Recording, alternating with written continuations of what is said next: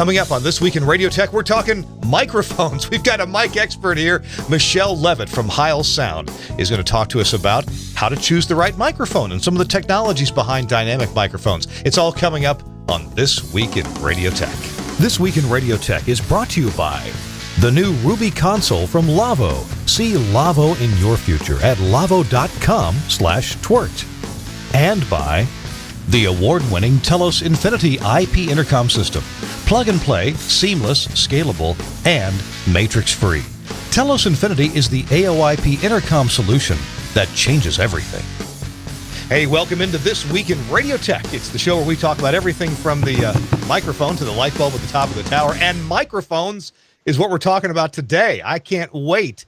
We'll introduce our guest in just a minute. First of all, I'm Kirk Harnack, the host of the show. I work for the folks at the Telos Alliance, and I'm back in studio. Last week I was in Hawaii, and we were building a radio station there. We'll have some results of that for you on an upcoming show, but basically we got 99.9% done with that. The studio looks great, and there's pictures posted on my own Facebook page if you're curious to go there and have a look. That's a good place to keep up with that, but the studio looks great and works fantastic. So we just have to build the transmitter site now. We got a guy on island to do that.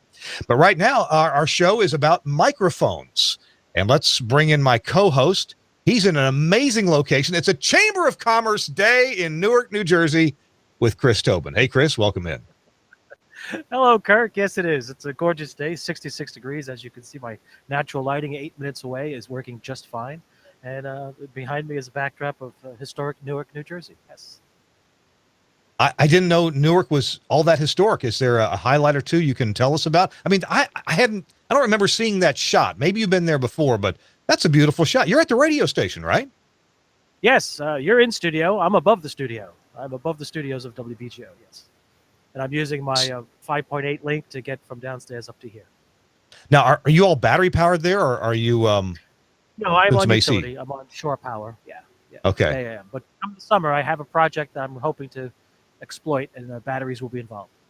You know, you are really motivating. You know, that Ubiquity equipment is not very expensive at all, and you're motivating me to get out and do the show from some exotic places. Now, I mean, I go to, I'm indoors at exotic places, but you go outdoors, and that's just so cool, especially on a pretty day. Well, why not? It's fun to do. You got to get out from time to time. I just do it quite often. Our regular viewers know that you weren't able to be with us last week. You had some last minute things come up, a broadcast that you had to do. We had a bit of a fun time from Lihue, on the island of Kauai in Hawaii, and that's the westernmost island. We're building a new radio station there. And so we had some of our partners. We have 40 different owners of this little FM radio station, and some of them flew to Hawaii to help out with painting and cleaning up the new studios and building the new studios and bringing the furniture inside. Most of it wouldn't fit up the stairwell at this building, so we had to remove a window and rent a scissor lift and bring equipment and furniture in that way. In fact, they brought a sofa up yesterday after I left. They brought a sofa up that way. It was pretty exciting. But maybe Chris, someday you could think about taking a vacation on Kauai and visiting our radio station. I might just do that. That's very tempting. That would be fun. I do have a job for you. If you go there, you can label all the wires that I have foolishly left unlabeled. Go ahead, mock if you will. No, I'm not. No, I'm not mocking. I'm a color coding kind of guy. They're color coded, and okay. So I'm the position usually. Okay, in this switch, it doesn't matter what the wire is. If it's blue, it goes in this set of holes. If it's green, it goes in that set of holes. That's fine. That's another form of labeling. Yes, absolutely. Yeah. So they're if they're gray wires, then they're on the business network. Perfect. So, that's good. Oh, well. That's why I have 3 or 4 different color of RJ45 boots with me. Oh, well. But there's times when, you got to pull out the right wire and, oh, well. Hey, Chris, our guest today is Michelle Levitt. She was with us for a few minutes during our NAB live broadcast. And we enjoyed hearing from her so much. I enjoyed her knowledge of microphones so much that we asked her back, and she agreed to come back for a whole hour. So let's bring in Michelle Levitt with Heil Sound in Fairview Heights, Illinois. Michelle, welcome in. Thanks for having me. Glad you're here. Your mic sounds great, by the way. Oh, thank you. In fact, that's one of the topics we're going to talk about. Hey, I want to mention real quickly, our show is brought to you by a couple of great sponsors, the folks at Lavo, making audio consoles and mixing engines and networking, and Ravenna and AES67 and all that. We'll hear from them about their new Ruby console. And also brought to you by the folks at Telos. And we're talking lately about the new IP intercom called Infinity. It's really amazing. And if you've never had an intercom system before, well, you can get one really easily and just plug it into your network. And by golly, it's just amazing. Shipping now. So we'll hear from Martin Deister with Infinity in just a few minutes. So that takes care of our sponsor billboard here. All right, Michelle. So you work with Bob Heil, and Bob's been on our show as well. How in the world did you get involved with Heil Sound and Heil microphones? Well, it's a bit of a family affair. So I actually met Bob about 20 years ago when I was dating his stepson, and who I'm now married to. But yeah, so that's how I met Bob. But that wasn't how I started working for Heil Sound. And I get that question a lot. And it's a little bit like working for the mob when you work for your family. Like once you're in, you better just love it because you can't get out. So on the one hand, your job is the marketing and creative director, but in talking to you at NAB, it became apparent that your expertise is far beyond just, how do we sell these things?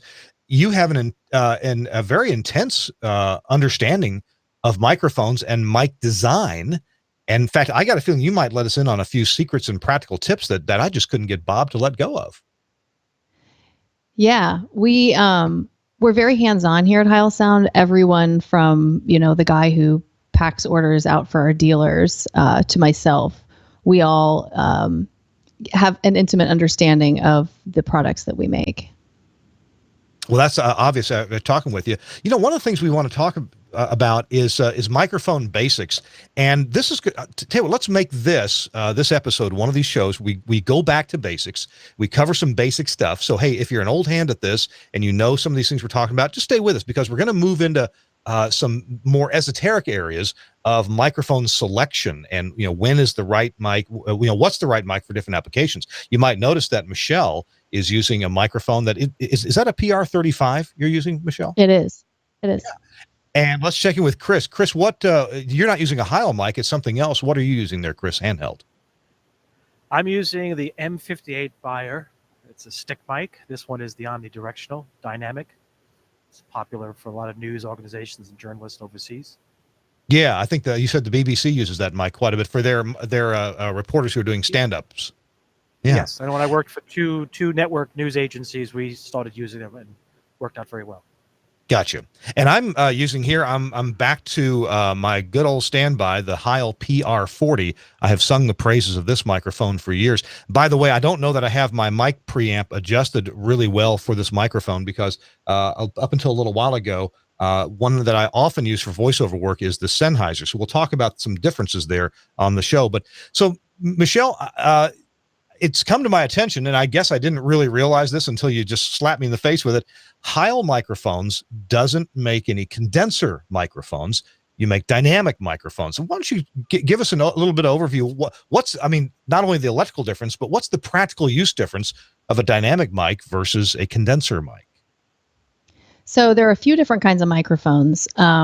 Condensers and dynamics are probably the most easily found. A condenser microphone element is actually closer to a computer chip inside it. They're very sensitive. They're meant to be sensitive. They're meant to be in like studio environments, very controlled spaces, not someplace where you're going to have a lot of extra outside noise. And a dynamic microphone, Kurt, do you know the only difference between a dynamic microphone element and a speaker? Well, I guess one receives audio and turns it into electricity, and the other one takes electricity and turns it into audio. Yeah? That's exactly right. And when you look at one of our elements, it very much looks like a speaker cone because the only difference is the direction that the sound is going. That's right. And so, remember, I'm really, really old, so I went to schools that had really old equipment made typically by a company called Duquesne, and the speaker in each classroom doubled as a microphone. So from the switchboard in the principal's office, they could, normally everything was a speaker, but they could reverse it and make it into a microphone. And so the teacher could yell something back, or she's not in here, about the teacher when the principal is asking for, is Mrs. McGillicuddy in there? No, she's not in here. She's taking a smoke break. So they can hear us back, from the speaker turned into a microphone. That's how that works, huh? Yeah, and so essentially you have a dynamic microphone when you do that, because it's just a diaphragm that moves sound waves and turns them into a signal. Now, I gotta believe though, there's a lot of. I mean, normally you wouldn't use a speaker. A speaker doesn't make a great microphone, even though it's the reverse operation. So, what can you? Well, so we've talked about dynamic mics and condenser mics. Chris's mic, he's outdoors. That's definitely a dynamic mic that he's using, right? Yeah. Yeah. And this one's dynamic. Although I'm indoors, I could be using. I brought a couple examples. Here's a condenser mic that I used to use. This one's made by a company called Violet, and it has a super high retail price, and it's fine. It's very natural sounding. And then I've done I've shown this one before. This is a $14 or maybe $19. Anyway, it's a cheap condenser mic made in China, and in a quiet environment, it's okay. It sounds a little bit gritty, but if you have to build a studio and you have to spend less than $20, then you can buy a mic like that. But both of these, as you point out, Michelle, they pick up everything, and that's not always what you want. So talk about, not always. What's the downside of picking up everything? Well, if you're doing a podcast from your garage, it means you're going to pick up the neighbor walking their dog outside. If you're in a controlled voiceover studio, it's probably going to sound amazing, but you're going to hear like the hairs on your tongue. So hopefully you have a really good engineer. Whereas the dynamic microphone is a more concentrated sound that it's not meant to pick up things outside a small sphere of space. So I know that in the world of dynamics, though, there are mics that are pretty much omnidirectional, and then there's cardioid, and then there's a pattern called hypercardioid. Can you tell us about the different patterns? And maybe if you want to just go into how is the mic constructed to get these different patterns? And I'll point out, you could do this too with your mic, but I've shown this before on the show, so I'm talking right into it now. And it sounds just great. I can use a very low tone of voice, and it sounds great. But as soon as I move off this microphone, then all of a sudden you can hardly hear me anymore, just barely. And from the back, you can't hear me either. So I hope that was a pretty good demo of this mic is extremely directional. Yeah, all of these microphones that we make are that way. And so they actually allow you to demonstrate what a polar pattern is in a really interesting way, because I explain it as almost like a force field around the microphone, that's where the audio is going to be picked up. So a cardioid microphone is only going to pick up audio out of the front. It's going to be pretty uniform from left to right, but it's only going to be like right here, where the element sits in the microphone. In the case of this microphone, the element's right about there. In the case of your microphone, the element is about 1 inch down from the windscreen from the top. Yeah. Up there. So it's only going to pick up audio forward from that microphone. So an omnidirectional microphone is going to pick up almost in a sphere, like all the way around the microphone like this. It would be good if you were doing an outdoor interview and you needed to just sort of hand the mic back and forth.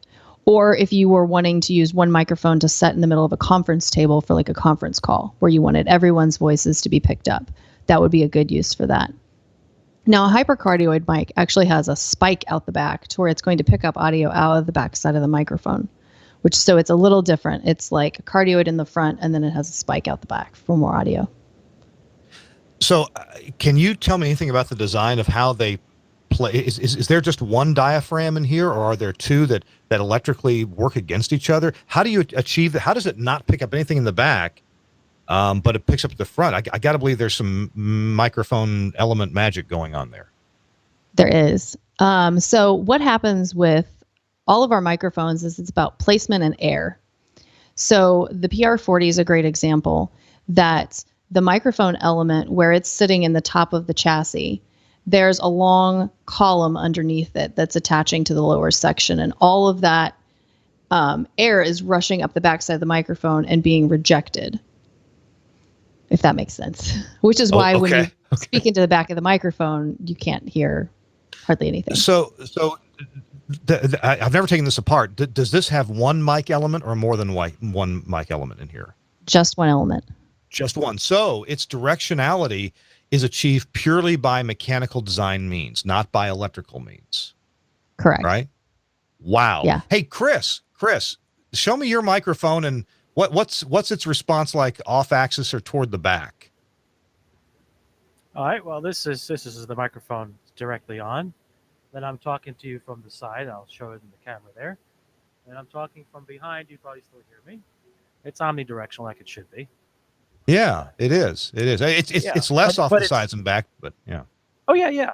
It's ideal, as Michelle pointed out, for outdoors, so you get the nat sound of the conversation that's taking place, so you don't sound too isolated.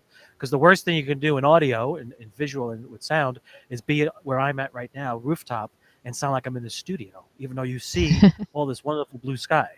So you want that nat sound. So that's why this microphone is what I use when I'm doing this stuff.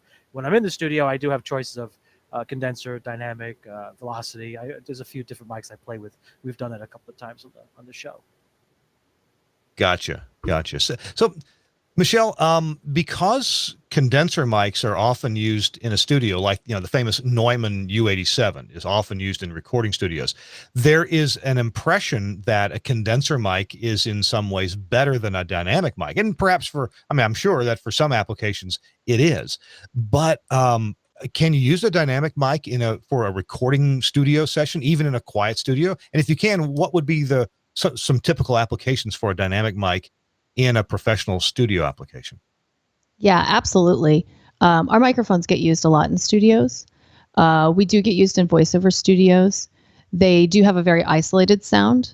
So it does sound like you're sort of more in a studio environment. Because our dynamic microphones have a wider frequency response, a lot of people comment that they sound more like condenser microphones than dynamics. I think that's just, people will have to change their perception of what dynamic microphones sound like. But condenser microphones, there's definitely a time and a place for those. And these just, obviously this is what we use here. And in an environment like I'm in my studio that I work out of, and we produce videos out of here and podcasts and lots of other content. But just outside these doors, there's a manufacturing plant out there. And so I want this to sound like a professional studio environment. So I would probably not choose a condenser microphone unless I wanted you to hear our chihuahua running around out by the kitchen. You mentioned a podcast, and I think I've heard about this before. What is the name of the podcast, and how often is it, and what's it about? So we did a podcast for the 50th anniversary of Heil Sound. So we're not producing the podcast currently, although we have lots of requests to do it again. So it's called 50 Years of Maximum Rock and Roll. And for the 50th anniversary, we sat down with Bob and had him tell some of his stories. And if you've ever met Bob in person, he will tell you lots of interesting stories of his days with the Grateful Dead and the Who. And a lot of people had asked him if he would ever write a book, and he kept saying no. And then one year at NAB show, I asked him, would you do a podcast? And much to my surprise, he said yes. And so we hired a host, and the host interviews Bob, and it's just the two of them, and it's Bob telling his stories.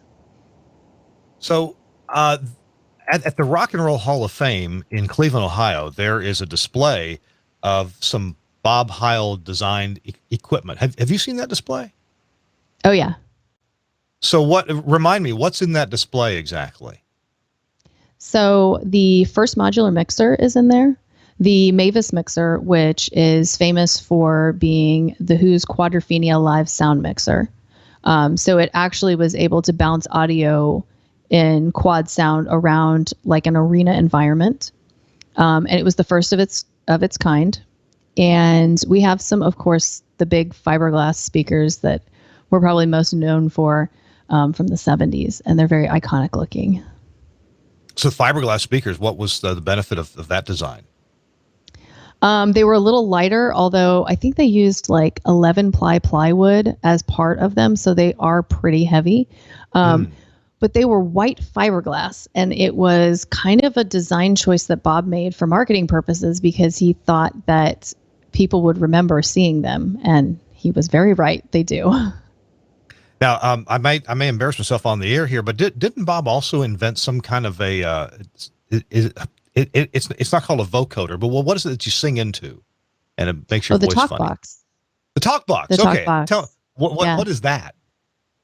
So the talk box essentially is a 10-watt driver, and it's a guitar effect. So instead of your guitar sending a signal to an amp and then that coming out, it gets sent to the talk box, and that audio then comes up through this tube, which you manipulate with the chamber of your mouth. You turn your mouth into like an acoustic chamber, and then that audio is actually captured through a microphone.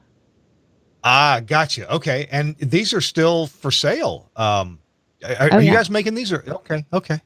No, Dunlop makes the talk box now. I'm on the Dunlop website. We'll put a link to that in the show notes in case we have. I know we have guitar players in our audience, so that's pretty cool. Okay, so where would we have heard a talk box? Did Peter Frampton use one?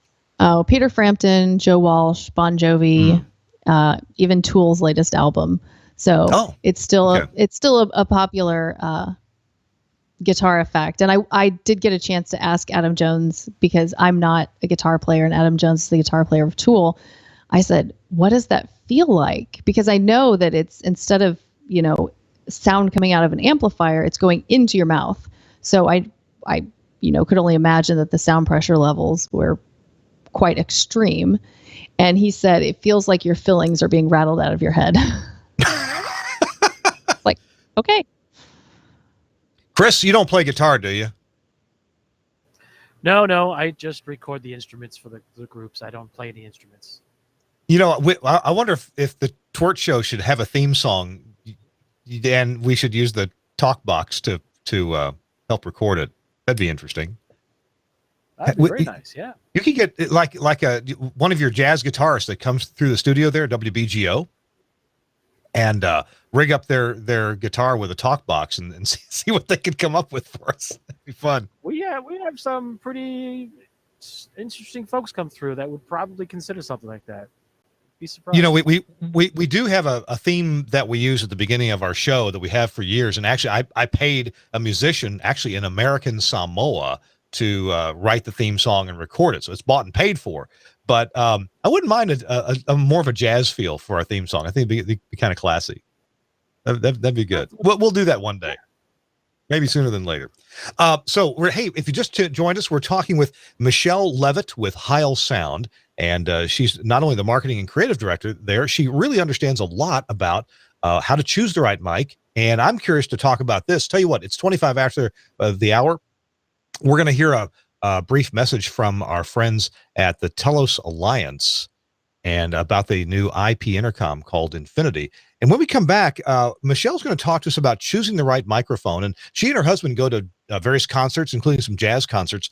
And we'll talk about her own mic selection for her own playing, and how to choose the right mic for instruments, for in studio, for outside, even the correct microphone for a woman's voice, maybe, versus a man's voice, depending on the characteristics of their voice. So she's got some cool information about that. I'm very curious to understand what she has to say about that. We'll be right back if we hear this from Telos. Hi, I'm Martin Deister, Vice President of Business Development and Product Director for Telos Infinity IP Intercom System. Telos Infinity is different to any other intercom system because it's the first IP intercom system that doesn't have a matrix. Great communication within the broadcast environment is essential to TV and radio production. With Telos Infinity, you can link all your production crew, whether it's the director in the production control room, sound guy in the booth, boom operator on the floor, your anchors in the studio, presenters out in the field, weatherman, even your weatherman. Production staff listening to communications audio are hearing crystal clear sounds. It means the nuances of the people communicating with them can be heard all the time. Everything is crystal clear and accurate. The master intercom panels that we've created include multicolor LCD switches.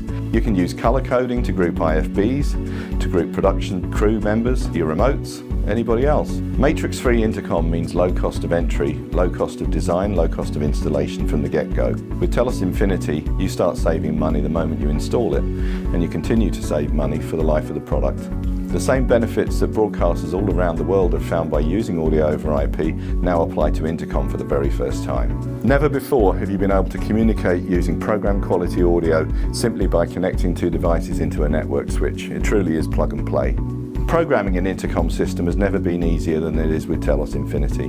With our advanced dashboard programming utility, you can have your intercom system out of the box and up and running in record time. I'm Martin Deister, inviting you to visit telosalliance.com to learn more about Telos Infinity Broadcast Optimized Intercom System, the first matrix-free IP intercom system optimized for broadcast.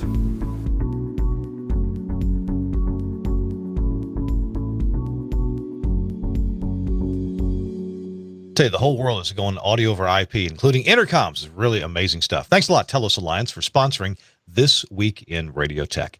All right, it's Kirk Harnack along with Chris Tobin. He's out on the rooftop. Chris, are you there? Let's see Chris for a second. Man, it looks such a beautiful day. Who knew? I thought Newark was cloudy and smelled like chemicals all day. But what a gorgeous day. No chemicals today, and plenty of sunshine. Clouds do roll in from time to time, but that's the weather. That's how it goes. But otherwise, no, it's great. This is downtown Newark, the business district. It's very nice. So Chris and I are talking with Michelle Levitt. And Chris, our next segment here, we're going to talk about choosing the right microphone. And this is something that Michelle has a lot of experience with. And Michelle, one of the things I like to do, one of the business mantras I have is to begin with the end in mind. And you said something, Michelle, during our pre-show meeting. You said, which mic makes you sound like you? And that sounds like a great ending that we should have in mind when we begin. So talk about mic selection, making you sound like you. And by you, I also don't just mean the human voice, but also drums and guitars and saxophones and flutes and whatever else you might have to put a mic in front of. Talk to us about that. Yeah. So I get a lot of people, especially podcasters that I'm talking to, or broadcasters. We just came back from the NAB show.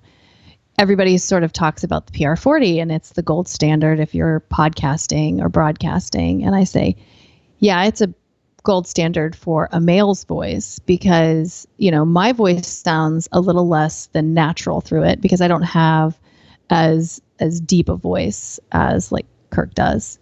And so for me, I choose to use a PR30 or a PR35 like I'm using today because it is not as present on the low end and it makes my voice sound a little more natural. And it really sounds like me. This is what I sound like in real life. And I don't have to EQ this microphone to make it sound that way. And then when you get into something like a drum kit where you literally have different voices of drums, you can select specific microphones that highlight like a bass drum versus a cymbal. Like those sound completely different. If you looked at the frequency response of those microphones, they're going to be set up in a way that highlights and makes whatever that particular thing sound its best. Wow. Okay. So if I'm not familiar with the entire range of Heil mics. Now you've got this PR30 and a couple others. Maybe you can remind me what they are. If you were going to mic a drum kit, what are some Heil mics that you might choose to hit the different drums and cymbals with? Well, I grabbed a couple small ones to show you guys because these are some of my favorites because they're teeny tiny. They're our two smallest microphones we make, and they're both great for drum kits, but for different reasons. This guy fits just about anywhere, and this is the Handy Mic Pro Plus, and it's a part of our drum kit if you buy one of the HDK5 drum kits. And this is a PR31 BW, and that BW stands for Bob Workman. He's the front of house engineer for Charlie Daniels. And he took one of our PR30 microphones and he sawed off the bottom half and then asked Bob if he had voided his warranty. And Bob said yes, but that's okay. And this microphone's kind of fantastic because for all the reasons that I explained to you about the polar pattern and the rear rejection, you can put a microphone like this under a cymbal and it won't pick up the drum below it. Oh, so okay. Okay. Yeah, so you can get a really isolated sound from a live sound stage, which typically just has a lot of, bleed and noise. And so especially in a live sound environment. So if you're, it's ironic that, Chris was talking about you want some of that atmospheric noise. Well, in a concert situation, you kind of don't, because there's so much noise on the stage that if you gave in to that, it would just be, you might as well set one condenser mic on the edge of the stage and just call it a day. And acoustically, a drum set, is sort of balanced, but there are some things that are louder than others. And there's some things that, because they're directional, like a kick drum, they sound louder than other aspects of the drum kit. So you want to be able to balance that sound out and make it sound a little closer to that album that you've been listening to at home. And so these microphones really do that in an incredible way. And I had an interesting experience. I used to live in Buffalo, New York, and there was this outdoor concert venue there that I had been to a few times. And it was one of those like permanent outdoor tents. And there was a stage and, seats and then lawn seats. And every time I went there, it sounded terrible. And I thought it was just because of the weird shape of the tent, that maybe it was like catching, because it had all these peaks in the ceiling. And every time I'd go there, I'd look at it and go, who thought this was a good idea? Like, it's just sound trap after sound trap. And then I went to see Slayer. And Slayer's one of our artist endorsers, and their front of house guy, Tim Quinby, who's no longer with them, but had been with them for, I think, over 20 years. He had all Heil Sound microphones on the stage, and it sounded amazing. And when I had seen that they were playing this venue, I thought, I'm going to have to put on my nice face and tell him it sounds good, even though it's going to sound terrible.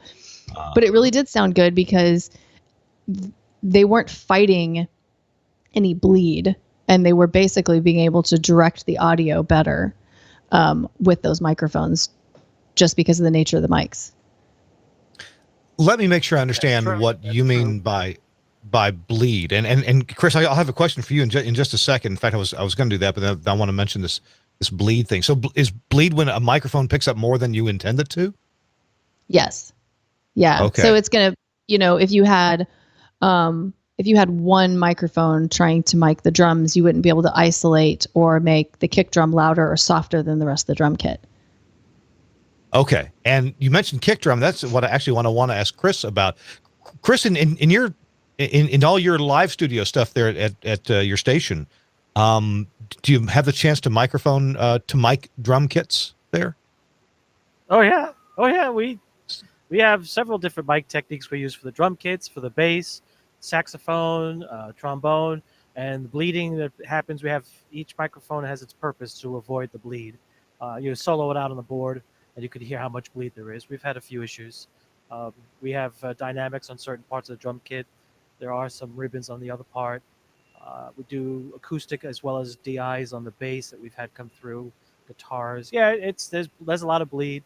We also shoot the videos of performances, so we try not to do too much of the isolation walls between, say, a drum kit and a bass player or a guitar, because visually it just doesn't look right. But yeah, actually, we have a PR40. We tried it on something. I may have to reach out to you, Michelle, and talk to you about some stuff this summer on a couple of studio projects we have. I'm curious to see about the bleed isolation capabilities.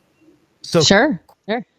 Chris, you first, and then maybe Michelle has something to add. I'm curious about the bass drum, the kick drum. Some of these have a hole in the front of it, and you put the mic in the hole, and others don't. I guess you put the mic out in front of it. What's the difference in what you get? Why do some of these drums have a microphone hole in them? Have you seen this, Chris? So, I'm sorry. Go ahead, Michelle. Michelle, I know her answer.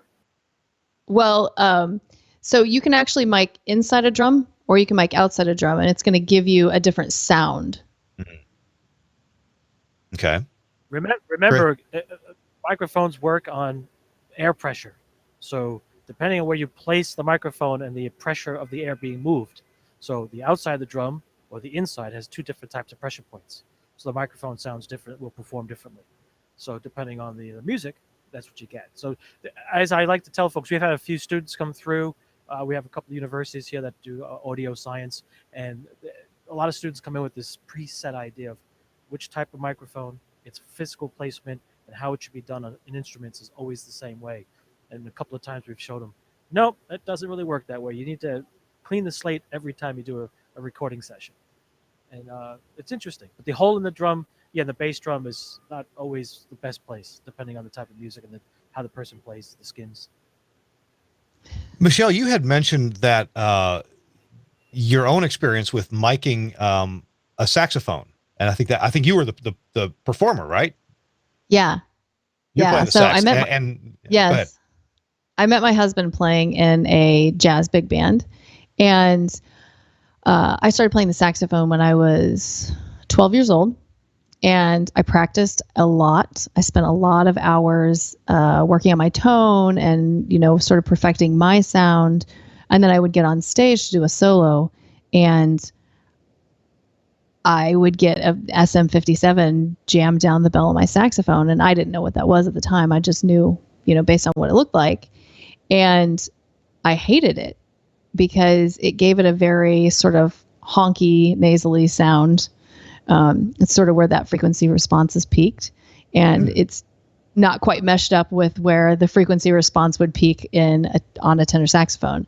And so, all that time spent practicing would feel like it was wasted when I'd be standing on the stage, like hearing that sound and going, oh, this is terrible. And our director would constantly shove the microphone down the bell of my saxophone, and I would try to flee the microphone. Oh. So what mic did you find? I guess you've got one that says Heil on it. What mic sounds good on a tenor saxophone to you? This one's my favorite. The one I'm actually using for my voice too. The PR35. Kind of ironic. Yeah. Yeah. Okay. Yeah. So now earlier you showed us those two mics and that little mini one. What was that called again? Yeah, that's a Handy Mic Pro Plus. Handy little guy. Mic. Handy mic. Yeah. And so what are some typical uses for that little guy? Drums, and a lot of people will mount these, actually like permanently mount them inside a Leslie speaker. Oh. So, yeah. So, and it'll pick up that. So in case the listeners don't know what a Leslie speaker is, it's they used to be used for like theater organs, and they have an oscillating speaker horns inside them, and it gives it almost like a vibrato sound. So it kind of has this wavy sound as it comes out. And they're notoriously hard to mic, because where do you put the microphone and how do you angle it? And I recently was at a venue here where they were trying to get the microphone in just the right place. And it was a rock band that was using it, and they were using it very loudly. So it was almost like, trying to mic something that was just blowing air straight into the microphone. So it's like putting a windscreen on it, like it was somebody talking into it. Gotcha. Wow. I'm sorry, Chris, did you have a comment? Oh, no, I totally agree, because we have a Hammond C3 organ with a Leslie, and whenever we use it, miking it has always been a challenge. So yeah, I can appreciate exactly what you're talking about. Yeah, double windscreen was the solution. Yeah. Michelle, in Heil Sound, I guess Bob Heil got started with live concert sound. I think he was called in to fix some problems and make a concert actually work, and things grew from there. So talk to me about what are some differences between miking live sound and miking things like in a radio station. Like a lot of our listeners and viewers are going to be engineers and performers and such and operators at radio stations. I guess the big difference is in live sound, you're combating feedback. So you've got to have some good directionality, and you want to, not have things moving around a lot in terms of what's going to feed back. Or maybe there are other more important factors. So what to you are some big differences between miking live sound and miking studio mics or outdoors like Chris is doing? Yeah, I think there are actually less differences for dynamic microphones than for like ribbons or condensers. But the big issue would be like feedback in a live sound stage would be the main thing. In a broadcast studio versus, a recording studio, if you're recording instruments, they're actually not going to be terribly different. Okay. All right.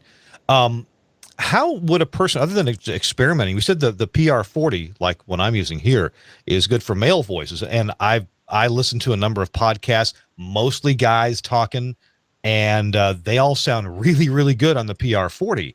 And I just thought that the PR40 emphasizes the guy parts of the guy's voice, so it matches the voice pretty well. And that PR35 matches your voice pretty well. Are there other mics in your line that maybe a person should try to match their voice characteristics? Yeah, I mean, I don't have the highest pitch voice for a woman. So if you had a higher pitched voice than me, you might want to try a PR22. It's going to have even less low end than this particular microphone does. The other reason I recommend a microphone like this to women is that it has an internal roll-off switch. So it's got a little hole like toward the back of the microphone here. And if you depress that, it's going to roll off the low end of the microphone, and you're going to be able to have less bass, even than this does now. When we used some PR35s at the NAB show that Heil, you were kind enough to loan to us, they came with windscreens. And talk to me a bit about windscreens. And I mean, should you not use one unless you have to? What are some general rules of thumb about that? Typically, you don't use a windscreen unless you have to. Most people who are talking into a microphone rather than singing into a microphone are more prone to plosives. So you would want a windscreen or a pop filter like you have on your mic. And I sort of help myself by talking off axis on my microphone instead of putting a screen over it. But it sort of depends on the person. I've heard people talk straight into a PR40 and it sounds just fine because they don't puff their words out of their mouth the way I do. If I did that, it would just sound terrible. I'm probably one of those people that should use like a pop filter and a windscreen. I guess the other use is what Chris is doing right now, since he's outside and got the wind itself blowing across there. He's not bad with plosives, but he's in the wind there. Chris, tell me about your windscreen. Oh, it's the one that comes with the microphone. Yeah, that's windscreen microphone. It comes with the microphone. There's a breeze blowing. You can see my hair is moving about, and I'm sure it's not picking up as much as it could if I took it off. But no, in our studios, we don't use any windscreens. I take that back. For one of the studios, we do. But for the performance studio, everything is naked. We go right for it. It's good, even with singers. Michelle, is there such a thing? I guess I've heard some mics tout that they have a built-in internal pop filter or windscreen. What is that about? Yeah, so these do. The microphone that you have and the microphone that I have, they have foam on the inside. So that's, sort of giving you a little bit of a barrier. So for some people, that's just not enough. I'm one of those people usually. So just crosstalk the mic. So I guess there are really two purposes for windscreen. You mentioned the plosives. I wasn't thinking about that. But yeah, that's the big thing for the performer. And then as Chris is outside, you need to have something to keep the wind will make quite a rumble across a microphone. And you want to get two ways to get rid of that. One with a windscreen and the other with the roll-off filter, as you mentioned, right? Yeah. Okay. Hey, tell you what we're going to do. Coming up in the final segment of our show, we're going to do some show and tell. Michelle might have a couple more mics there. I don't know. And I've got several more mics here. We'll just talk a bit about each one, and we'll unbox this guy right here. And I think Michelle has one that's already unboxed that's really sexier than mine. So we'll look at that in just a few minutes. Our show, This Week in Radio Tech. We're here with Michelle Levitt from Heil Sound. Chris Tobin is with us as well. We're talking microphones, and specifically about dynamic microphones and how to choose the right one. And we're going to look at a whole bunch of models here for the final part of our show coming up in just a few minutes, right after this from Lavo. There has probably never been a better time in history to buy a new radio mixing console. Today's consoles are more sophisticated than ever, with more features and functions than you can shake a stick at. But have you noticed how complicated they are? There's a sea of knobs and switches and displays and buttons. Some of them look like you might need a pilot's license to do your show. Well, a board doesn't have to be complicated to be powerful. Just look at the new Ruby mixing surface from Lavo. The first thing you notice is how smooth and streamlined it is. Ruby has lots of cool tech, but what it doesn't have is that confusing ocean of buttons that clutter things up. Now, we all know that there are some console features the Jock only uses once in a while, so why dedicate controls to them? Ruby fixes this problem by moving those once-in-a-blue-moon controls to a touch-sensitive, customizable GUI that happily shares screen space with your other studio software, helping you fight control room clutter.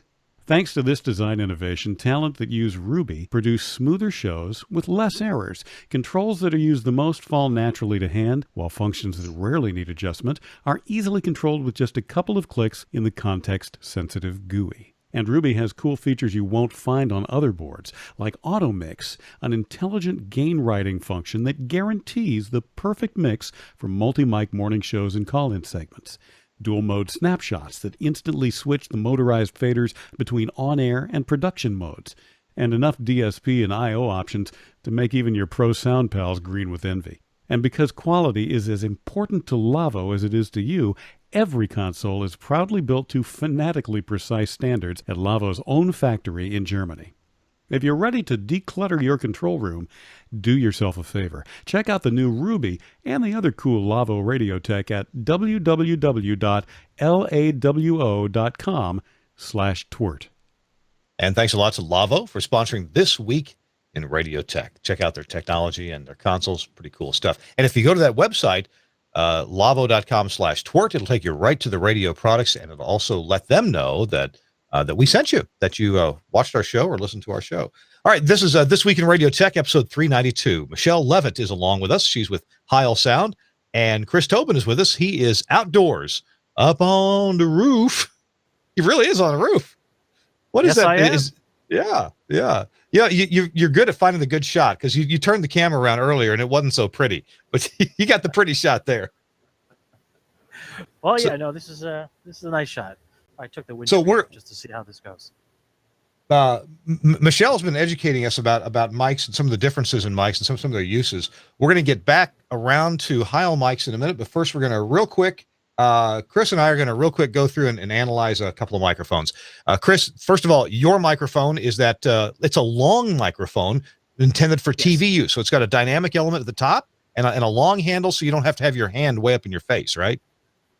That is correct. I've taken the windscreen off, and I'm not sure if you're hearing much of the wind blowing around me. It's like on cue. The breeze is picked up, and now I'm talking into it. Does it sound like I'm outdoors? You hear fine? I hear you fine. Okay. Yeah. Good. So All there's right. wind blowing, and this is nice. So, and that one is a Bayer mic, right? Bayer M58. Yes. Okay. Now, here's one that is kind of a similar design to yours. I'll show it on the screen here if we can get the camera switched over here. This is a Rode microphone. As soon as the camera switches, yes. there we go. Yes. It's a Rode. I've used this one for some interviews. It's a long mic as well. Hello, Suncast. Are you there? Switch the camera. Okay, maybe we'll just be on Chris for a while. Chris, go ahead. So over there in the distance is the IDT building. There's a church. Oh, I'm sorry. We're back? Okay. So, Rode makes a microphone similar to this. The stick there we mic. go. It's handy. Yeah. And, you know what? look at that. We're on a 3-shot. That might mean that Suncast will be away from the controls for a few minutes. So everybody look pretty for 20 minutes here.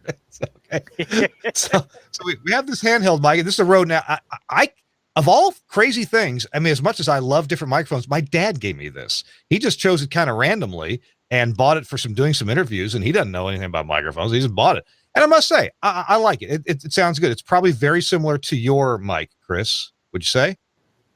Yes, it is. I've used those. Every microphone has its sound. It's tailored a certain way. I've never believed that any one mic is better than the other. All the years I've used microphones. And as Michelle pointed out, some work well with male voices, others with female.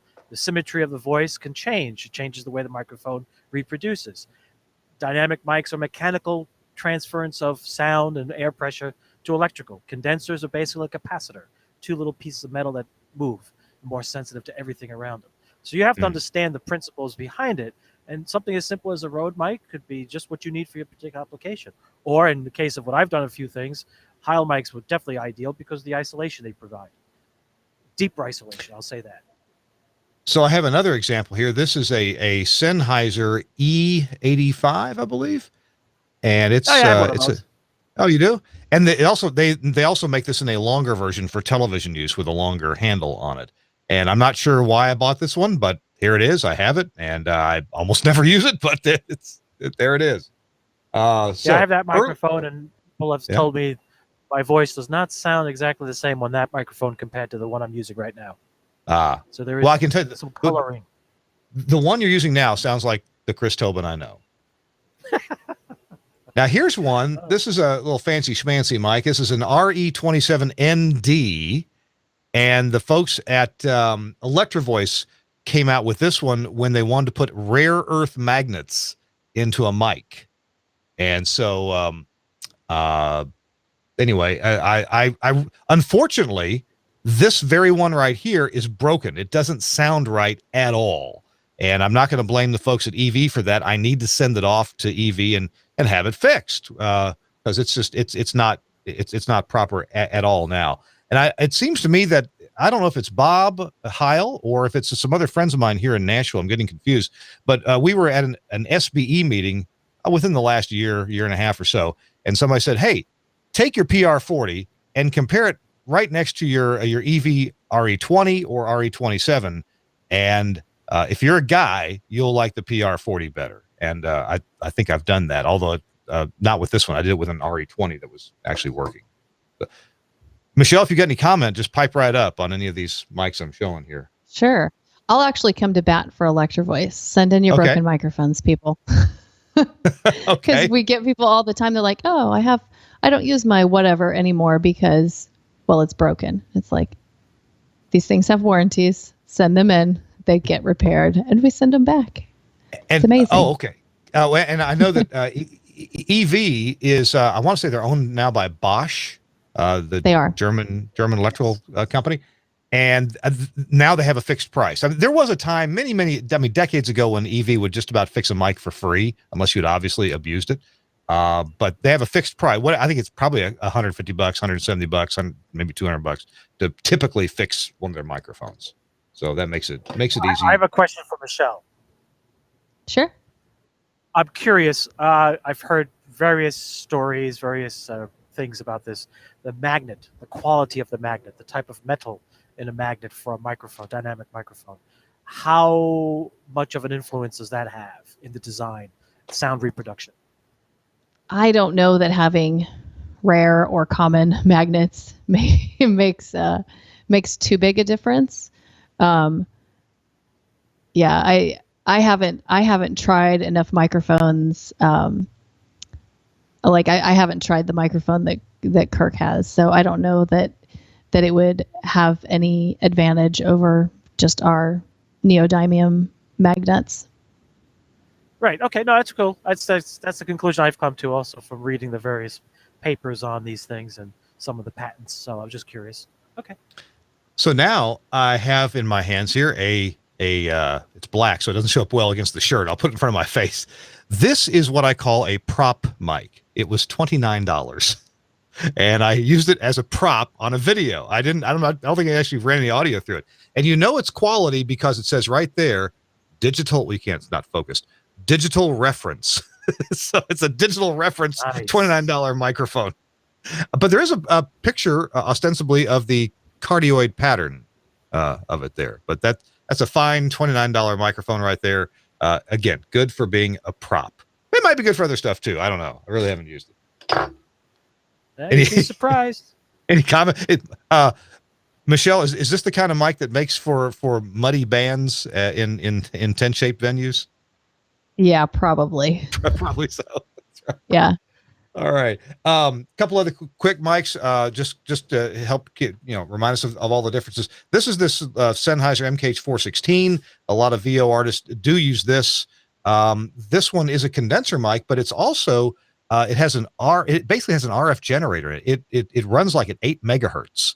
And when you talk into it, it varies the capacitor, which varies the frequency of the oscillator. And then they decode that oscillator and turn that into audio. So I don't know all about that design other than it's fairly sophisticated. Maybe part of the reason why it costs $1,000 or so. It sounds nice on me. It sounds nice on some other people. It is not dynamic. and it does help to have a quieter room. Earlier in the show, we quickly looked at a cheap mic like this. This is a Chinese-made condenser mic. It's really cheap. It does have electronics in here. It does need the 48-volt phantom power or some phantom power. In a real emergency, when it'd be a good prop mic. How about that? Now, Michelle, did you have any other mics before we get to the PR77? No, that's the last one I have laying here. Okay. Well, we're going to do like a cooking show. I'm going to do the cooking here, and then you're going to show the finished product. I love it. Oh, I just happen to have one right here that I've cooked for you. So this is the new PR77D, and we're going to open it up. Try not to drop it. Comes in this nice styrofoam thing right here, and we actually should open the other side. How about this? Ta-da! There we go. Comes with a Heil Sound bag. I guess it's a bag. Is that a bag, Michelle? Yeah, it's a cover. A cover. Okay. And there it is. This thing is absolutely beautiful. Now, it is a little different in that there's the XLR connector sticking out the back right there. Michelle, what can you tell me about this mic? And maybe you could show us the example that you have, which is prettier. Yeah, so I've got the purple one here, which, yeah, it's not quite as purple as it looks on this video because it's a matte purple. So this microphone, this is the second version of this microphone that we've made. This microphone has been a labor of love for us here at Heil Sound because our original version was just not up to our standards. And we took that opportunity to actually do something that we've been trying to do for a very long time. We fit a PR40 element into one of our fancy, pretty vintage styled microphones. People had been asking us for years if we could squeeze a PR40 into the Fin microphone, which is a really cool Turner sort of replica microphone that has LEDs in it and it glows and it's very neat looking. But it has a PR20 element in it, which for a lot of people, it wasn't, their favorite because they would try like a 30 or a 40 and that would just be their preferred microphone. Mm-hmm. And so we went back to the drawing board. We got the 40 in this bad boy. It doesn't quite sound like the microphone that Kurt's using because of some of the things I explained with the column below the element. Obviously, that doesn't happen here since the element is a side address in this case. Yeah. But it also has a roll-off switch in the back. I don't know if you can see that. We call them voice and music, but music is the full range side and voice rolls off 80 hertz off the low end. So you can get it a little more tailored, or if you're a ham radio operator, you probably want the voice side just to have more highs and mids and less bass. In fact, we should talk about that for a moment about the mics you make for ham radio operators, but I'll just point out one more. So this has the same element as the PR40, but it sounds a bit different because it's turned 90 degrees. You side address it like this instead of end addressing it like this, right? Yes. Yeah. Okay. But it is beautiful. I've got to get me a stand and put it back here somewhere. I did use it on one of our shows, and I couldn't figure out if I really liked the music or the voice better. On voice, people did say, "Oh, you got no bass," but this show is a full range show. We're not doing CQ here. We're doing regular broadcast. So I put on music, and it seemed like it was a little bit sensitive to bumps on the table. Yeah, it's because it has all that low end. So if you roll that off, that'll also help with the handling noise. Or if I mount it on my arm, as long as my arm is quiet, that should be okay, right? Yeah. Okay. And I mean, typically for a microphone like this, that's how you would be using it anyway, on a desk stand or a boom arm. Gotcha. So that's the Heil PR77D. Cool. And it's right affordable. I forget how much it lists for, but I thought it was a pretty good price. $249. Oh, it's a great price. There you go. It's less than this guy. This guy's got True. a little bit more going forward, and if you're gonna do that kind of talk. So ham radio microphones. A lot of our viewers, listeners are ham radio operators as well, and Heil is well known in that. Tell me briefly about that world of Heil Sound. Yeah, so Heil Sound to me is like a phoenix business. It has been so many things over the years, and it just keeps being a business. So we started out as a live sound company in the 80s. Bob redirected his attention to amateur radio, which is a passion of his. And we're kind of the last man standing in terms of microphone companies making microphones for the ham radio market. Most of our competitors, Shure, Electro Voice, have sort of, left that market. It's not a huge market compared to pro audio, but it's one that we're passionate about, and we understand the specific needs of hams. And, the microphones we make for pro audio are meant to be full range. They're meant to, have a lot of low end and sound gorgeous and natural. And our ham radio friends need their microphones to cut through a bunch of static and noise. So, it's kind of like everything else. You're picking the right microphone for the right application. And, we make products that help ham radio operators do what they do best. And I guess one of the main characteristics is with a ham radio mic, you want the clarity to cut right through, and the frequency response is less important, low end, high end, I would suppose.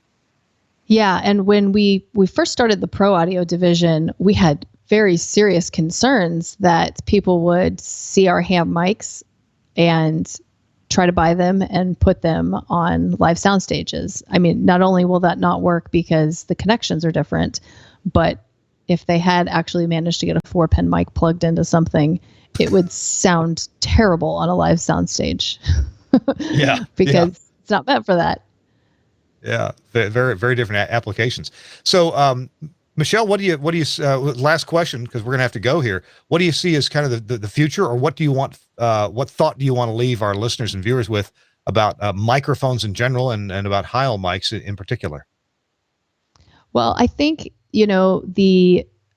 strangely enough, the microphone business is kind of blowing up. And I was talking about this a lot at NAB show this year, that it used to be, as a microphone manufacturer, we were talking to audio engineers, front of house engineers, and suddenly in 2018, our customers are everyday people. They're, recording podcasts in their spare bedrooms. Mm-hmm. They're recording their bands in their garages, and they're putting this content out everywhere, and they're looking for quality products. And I think one of the things that we're trying to do moving forward is be more aware of our different audiences and different market types, and being able to communicate with them so that we don't use the same vocabulary that we would be using, for professional audio engineers like yourself and, a podcaster or a vlogger or a Twitch streamer. And, I think the microphone business is only going to get bigger. I think it's going to get to a point where almost everybody owns a microphone, because you want to sound good. You don't want to use your Apple earbuds that came with your iPhone, because you know how bad they sound. And you watch your favorite YouTuber and they're using professional equipment, and you want to sound like that. And, you're buying Heil microphones to do that. Well, you've made it easy on your website, heilsound.com, Heil, heilsound.com.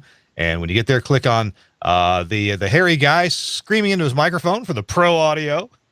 But don't worry, you don't have to be a hairy guy screaming in your microphone to do that. Or the ham radio side, if you're looking for ham radio style microphones, as you just differentiated them for us. So mics like the PR40 are going to be found mostly over on the pro audio side, and the mics that you showed as well, right? Yes. Yeah. And we do have adapters for our pro audio microphones to be compatible with the ham radio rigs. Oh, okay. So if you do want to use a studio mic with your ham radio rig, as is shown on the picture here on the front page, that you can do that as well with an adapter. Cool. Chris, hey, I didn't mean to leave you out. Are you got any last minute questions for Michelle before we go? No questions, but observations. I will say that I think one of the successes for Heil and the resurgence of microphones being popular, as she pointed out, I still believe certain microphone brands, I won't say which ones, have one or two mics that have been consistent over the life of the microphone. But what Heil has done with Bob and Michelle and everyone back at the home office is, I think the Heil mic line has got to be the most consistent microphone that you can use for any application you choose, whether it be amateur radio or broadcast professional TV and radio. And I think that's what's creating the sense of, wow, this is the way to go, because it makes sense, because I can buy any one of the Heil mics and I know what the outcome is going to be. There are two other manufacturers of microphones that I use that I know when I buy them, I know exactly what to expect no matter how or when I use it. And it's the same microphone for the last 20 years. Same could be said for antennas and broadcast. But I think that's what's is helping the situation, is the fact that it's consistent and you get it. I buy 6 PR40s. I know exactly how they're going to sound. All going to be exactly what I would want.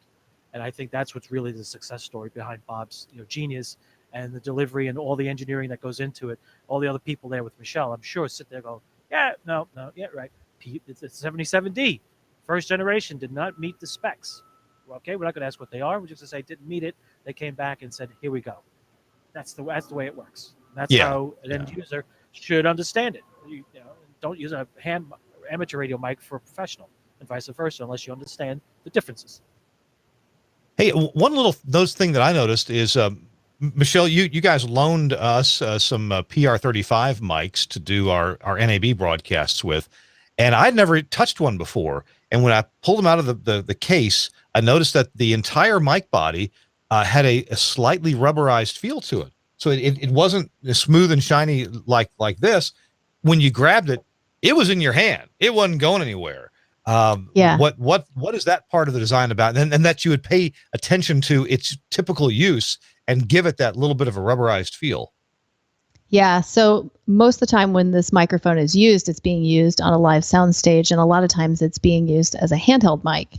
So if you're on a stage and you're singing and your hands are sweating, this actually gives you a little more grip and purchase on your microphone.